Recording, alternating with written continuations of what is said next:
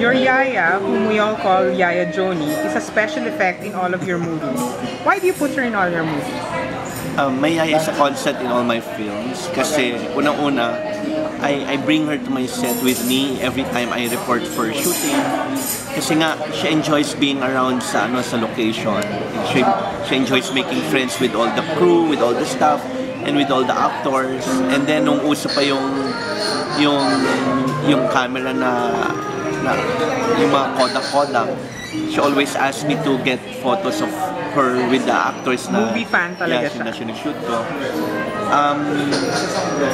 But dun sa Pila Balde kasi, we needed somebody, middle-aged woman who was supposed to be caught na nude by somebody who was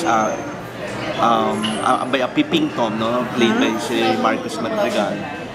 And on the day of the shooting, no one was willing to do the scene kasi nga, una-una, wala naman kami masyadong budget to pay the actor who will play that part. But she heard about it, and at that time, I didn't bring her to the set with me. What she did was she even called my assistant director and offered to do the part herself. Okay. Of course, which I objected to kasi may exploit yung Yaya ko. It was regal, and then I'm sure magkano lang na maibabayad sa kanya. But she insisted. At nagkataon kasi na nobody was willing to play the part. So, yun, nag-report siya sa set, and then she did the scene in one take, and she's proud of it. And fast forward to Cobrador, which opens with a chase on the rooftops. Yeah, and then somebody falls into a bathroom where your Yaya is taking a bath. Yeah, siya pa rin ulit yun.